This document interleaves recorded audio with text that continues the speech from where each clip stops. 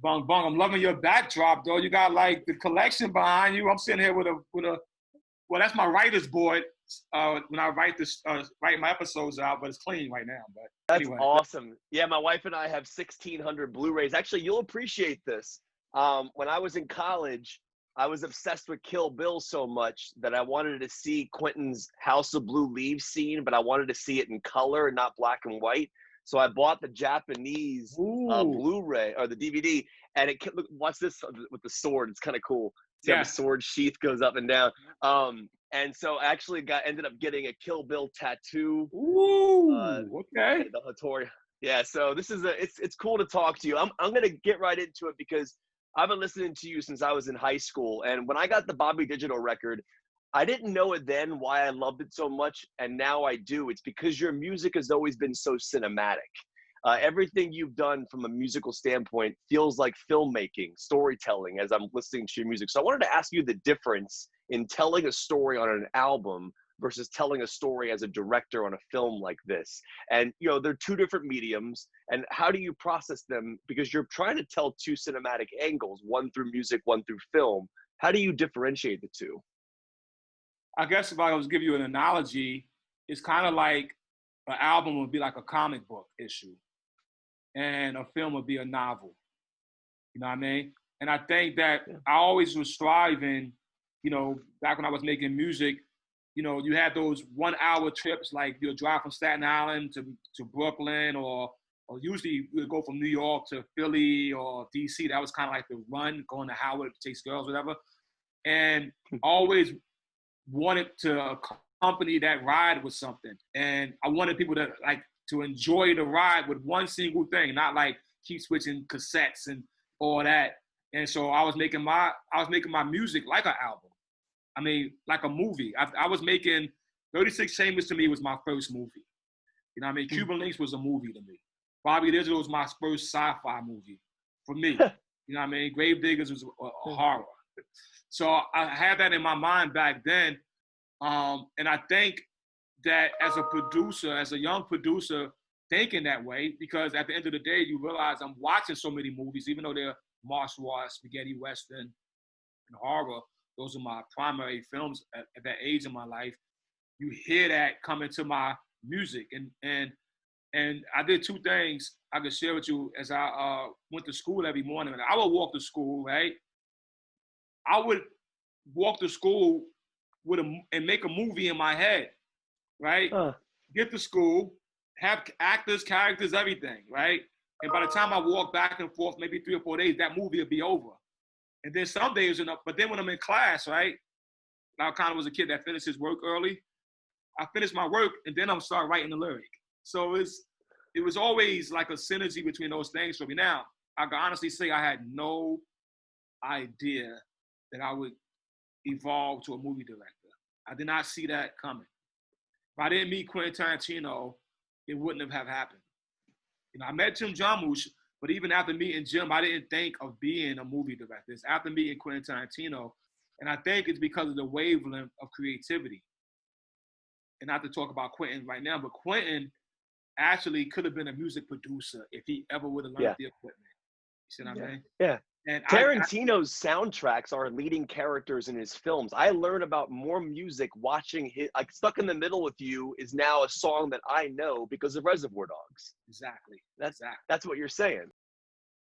So when I seen that mindset, right, I was attracted to it. And as a man who's a student, I'm always a student. I became a student of this man. And it really helped me distill all my experiences of producing records. Because you produce a record, maybe there's 12 to 15 people at most that you will have to have control over, right? And then when I'm doing a film, I have 400 people to control.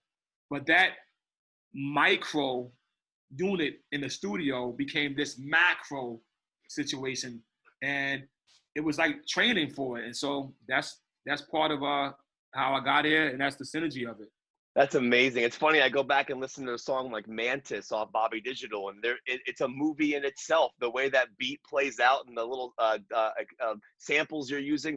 There's actually an interesting element in the beginning of your film here, Cutthroat City, where I thought was interesting. You dropped Quentin Tarantino's name into the dialogue in the beginning, and you mentioned Reservoir Dogs. But you bring up a very interesting aspect about the language Quentin Tarantino has used in his films over the years, like Pulp Fiction and Reservoir Dogs. And I found that to be interesting because I know you're friends with him. I know you've collaborated with him before, but that has been a criticism surrounding his movies sometimes. I know Spike Lee wasn't a fan of the language at some point as well. Is that something you could just joke about in your movies without like him getting upset about it? Like in the sense of like the language that he used. I guess my question is, why do you think he was able to get away with using that language in his films? Well, I mean, he's an artist. You know what I mean? I thought it was funny. I think he's going to get a kick out. He hasn't seen the film yet. Yeah. I think he'll get a kick out It of made it. me laugh. and I think that the jokes of it was like they say, well, you mean like Lil Wayne numbers? So it's like because like I know Quentin, like, and I honestly could say, you know, I got brothers. I got a lot of brothers and sisters. I'll just say one thing. I got a lot of brothers and sisters. And a lot of my brothers stay out here in California with me. Even when I, wasn't at Quentin house, because I would go there a lot. And that's like, we became really, really good friends before I became so busy and they become so busy. And it's like you see each other when you see each other. But during my training days, I could be in New York and my brother would be at Quentin's house, spending the night watching movies and hanging. You know what I mean? And my brother is 6'5", is a very, big dude that you're gonna let come crash in your crib. You got to be comfortable. Quentin is a really good dude and a good soul, yo, and very generous. Like I honestly could say that I've seen. Seriously, his generosity is ridiculous in all reality. But yet, that is an ongoing question about him and what he uses in his film. So I said, okay, you know what? Let his own student make a joke on it. You know what I mean? Let his own student put it out there and then let it exist. So I found it to be funny. I hope he finds it funny. And I think that in the spirit of Reservoir Dogs, that whole scene was my Reservoir Dogs. That was your opening with at the table in the beginning. Yeah. And hopefully, if you think about it, the question is not to Blink. The question is to me, because it's like everything got to be this. Because you look at Man with the Iron Fist, I got blood flying everywhere. So it's like So I'm having to, and when I rewrote that dialogue in the beginning of as an epilogue. Cause I took, me and the writer sat down and said, look, I want to pitch something in the beginning that's going to be funny to open the film. And he read it. He's like, okay. And of course he had to tweak it, that's his job. And the point of it was like, yo, Riz, everything ain't got to be this over the top Tarantino shit. You don't got to always do that. And then hopefully when you get into the film, you realize that I'm taking heed to that advice. I'm not just making Man with the Iron Fist. I'm making a film. Just like when you watch Inglourious Basterds, you know, Tarantino evolved to something. We saw it coming. Yeah. We saw it coming. I remember one day he told me this, and I mean to turn this conversation about Tarantino, but the day when he told me when they nominated him for the Oscar, and he told me how it felt, and I can share this. Hope you don't get mad that I share this personal conversation, but he kind of said it felt like in Beautiful Mind when they put the pen on Steve on Dr. Nash's table. He said he's always been in it, but he's kind of been outside of it. And that was them letting him in. And it actually felt good to be an outsider who could be let in. And I understood what he meant, because I felt that a couple of weeks ago when they announced the Emmy nomination for me. I was like, oh, wow, wait a minute. Wow. It ain't like I'm doing what I'm doing because I'm doing it. But wow, my peers, the people that I may even look up to, are recognizing it and giving me a nod too. I appreciate it. It's a different feeling. Yeah, no, listen, I completely understand that because like it's not surprising to me that you're a great director. I mean, I've been listening. You've been directing music for the longest possible time. You go back, and this is something I wanted to ask you. And there's one thing I thought in this film. There's a line that really struck me.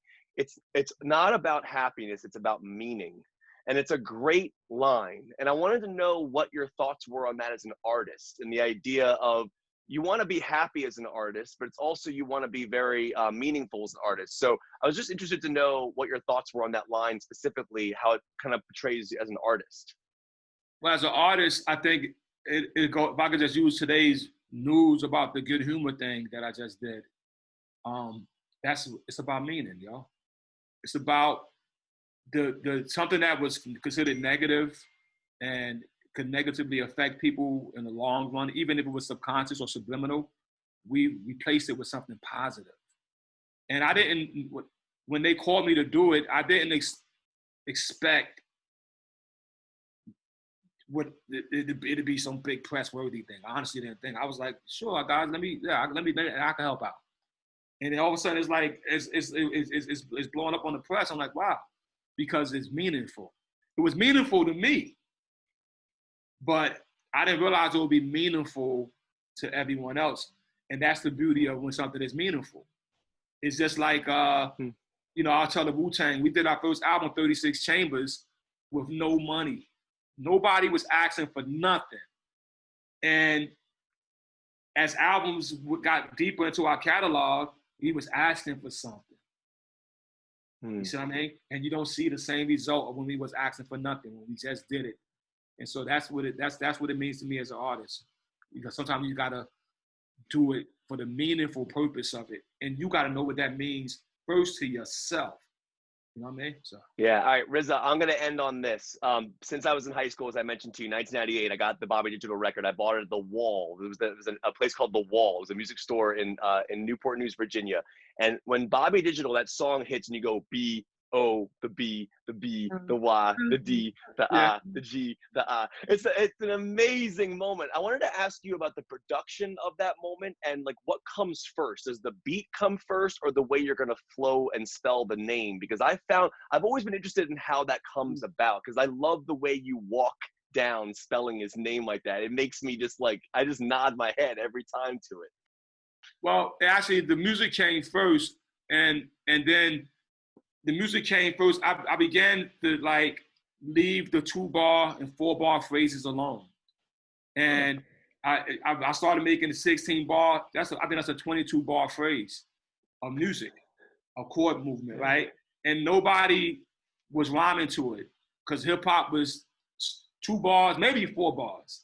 And I remember Meth also. I thought he would rhyme. He didn't know. No, he didn't want to rhyme to it. So I said, let me do it myself. And when I did it, I fell into sync with the music, and the music guided me. It was almost like riding, like a surfer on a wave. You don't make the wave. And when the wave arrives, you ride the wave. And I wrote it, and you'll notice that it doesn't repeat that way ever again, because the music and the lyric won't never get to that same point again. The first 16 bars of the lyric and the way that hook comes in, that part of it was like a circle. And then it started over again, but the second verse don't have the same length as the first verse. So you don't reach the same climax again.